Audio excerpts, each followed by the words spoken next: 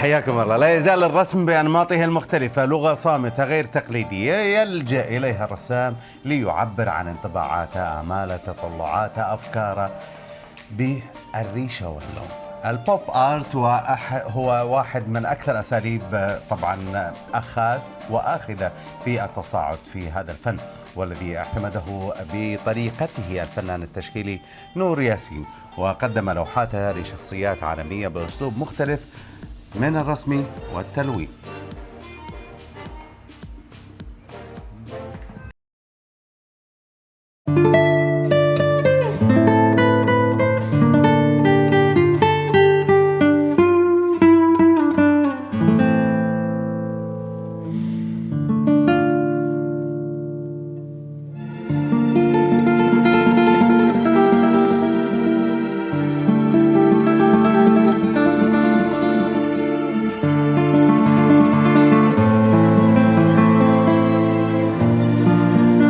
وللمزيد ينضم إلينا هنا في الاستوديو نور ياسين، فنان تشكيلي. أهلا بك يا نور. يا مرحبا، أهلا وسهلا.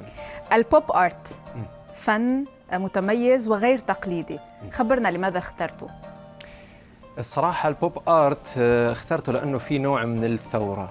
يعني البوب آرت بدأ بالخمسينات كثورة على الفن التقليدي التشكيلي اللي كلياتنا بنعرفه، الكلاسيكي خلينا نقول، وكان عبارة عن فن يعني يختلف تماما عن الفن القديم أو اللي كلياتنا بنعرفه، اللي كان مقتصر على الناس اللي بإمكانها تحصله من خلال ثرواتها وإلى آخره. فكان البوب آرت عبارة عن ثورة على هذا الفن القديم، وأضاف إلى الفن نوع جديد ولون جديد من خلال استخدام أشياء بسيطة، طريقة رسم سهلة توصل للناس بشكل عام، ما هو بس فقط للنخبة من البشر. فكان هذا الفن عبارة عن نقلة نوعية، انتشر بالخمسينات في أمريكا وبريطانيا، وبعدين انتشر في العالم. فحبيت هذا النوع من الفن وحبيت أني استخدمه بلوحاتي وبرسمي وانشره على السوشيال ميديا حتى الناس تعرف عليه. البعض يقول بأنه في خيال، في خروج عن المألوف، لكن ما في هذه التقنية والحرفية للرسم اللي هي أنه مثل الموناليزا إلى آخره من الرسم التقليدي اللي احنا نعرفه أو نعم. المدارس. نعم. شو رأيك؟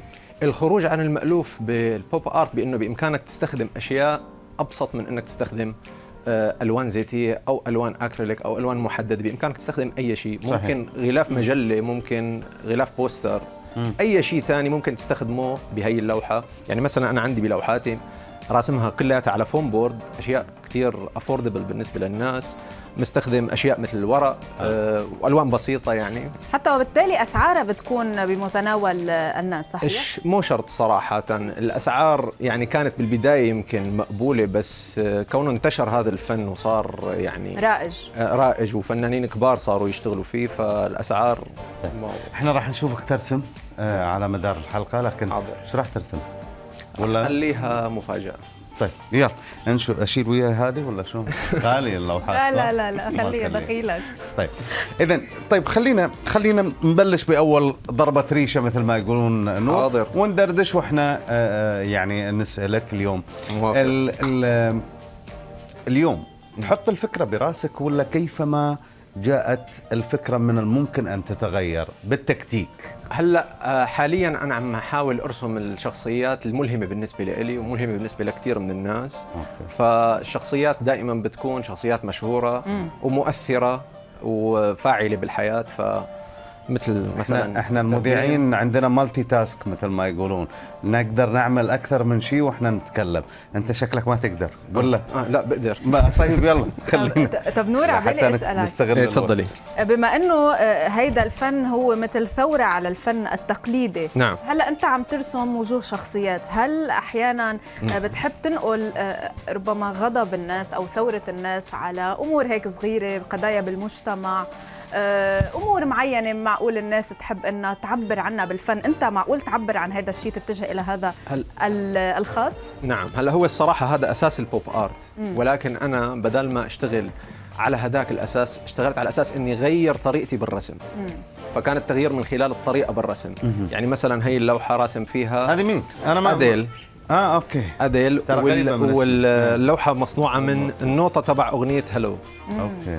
فهي اغنيه هلو اديل وعادل. خلاص بالضبط. هذه اللوحه دي. يلا. اللوحة طيب الجاية راح نبدا ان شاء الله، واحنا راح نكون معاك بكل خطوه. بالشغل ولا بايش؟ لا يعني راح قلوبنا وياك. اوكي. يكفي انه لا إذا مشاعرنا معاك. عادل بتحب تساعده بالرسم رسام أنت احسن كمان. واحد انا بالخرطشة. ايه شيخ خفيف. انا بالنسبه لي ما اعرف. طيب إذا نور رح نكون معك بخلال الحلقة وسنكتشف اللوحة السر بالآخر. ماشي شكراً. اتفقنا. بعرف انا بعدين ليش من هنا نبلش. ليش هذه الزاويه. يلا.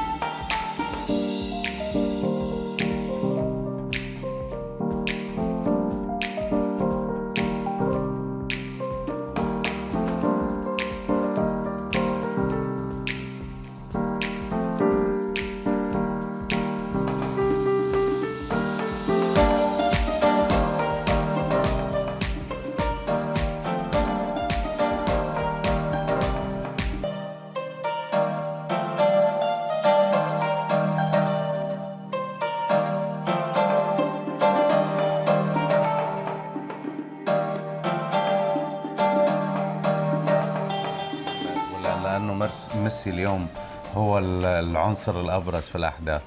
والله لأنه أول شيء العنصر الأبرز، ثاني شيء لأنه إنسان ملهم مثل ما حكيت لك، أنا برسم الملهمين، فكونه أفضل لاعب على مدى التاريخ. أنا يعني أحيانا ملهم، يعني أنا كثير بحب التواضع تبع عادل. شو رأيك؟ صحيح. طيب احنا اليوم خليني أسألك عن تكنيك الرسم المقلوب.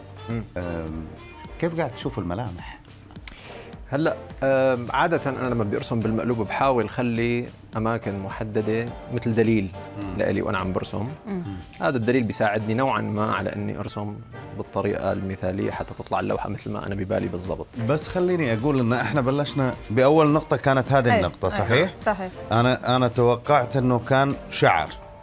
لا بعتقد هون يمكن ولا هون. لا لما بتكون اللوحة مقلوبة بصير البني آدم بيتخيل على كيف. أي لا أقصد توقعت إنه راح تكون لما كانت هذه البداية إنه هذا الشعر وبالتالي أنت راح تكمل عليها، أو إنه هذا الرأس وتكمل، لكن شفنا إنه أنت نزلت وأبحرت شرقا وغربا. أول حقيقة أنا أحيانا ببدأ من فوق وأحيانا ببدأ من تحت، ما بعرف وين تاخذني تاخذني إيدي يعني وتبلش ولا لا؟ لا ما في. بس شو النقاط اللي قلت بترجع دائما او العلامات اللي انت بتحطها لتعود لها دائما؟ بحاول دائما في يعني شبه مربعات خفيفة غير ظاهرة يعني تماما.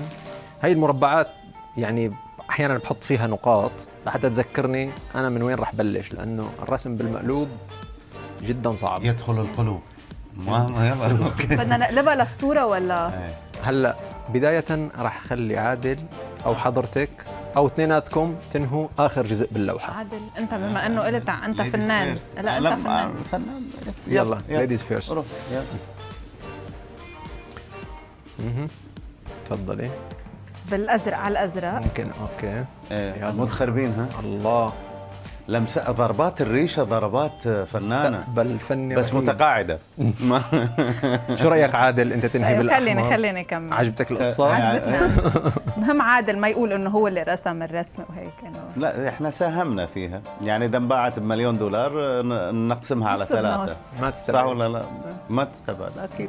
طيب خليني اسال انه اليوم هل من السهل على مو كل الفنانين لديهم القدرة انه يرسم بالمقلوب، لانه الابعاد الوجه ايضا مختلفة ولا؟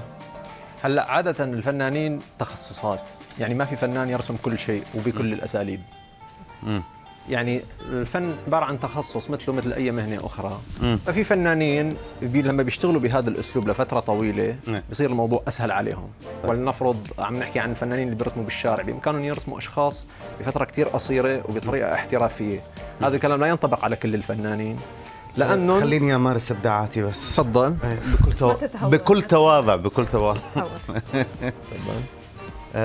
والله على فكرة هي لابد أن يكون لها. الآن صار اللي عندي أنا أغمق من لا ما هلا يا عادل بس ينشف. ما هو هون الفن. ما يا عادل بس ينشف عليك. يعني دائما انت الريشه ما بتنشال من ايدك. شفت صح؟ ايه بس انت شوف، انا بالنسبه لي انا يعني قاعد اعطيك اتجاهات مختلفه. صحيح. بس انت مخربها. صحيح. يمكن هذا اللي يرفع سعر اللوحه. ورطنا بنور. يلا فينا نقلبها للوحة. فينا نقلبها. انا عزبك. بس شوف انا اعطيتها بعد ثالث، يعني سوري ابو شيء بعد ثالث صحيح. للخطوط. صحيح. شكرا جزيلا. جاهزين؟ شكرا انه رفعت معنوياتي. ميسي نجم هذا الاسبوع.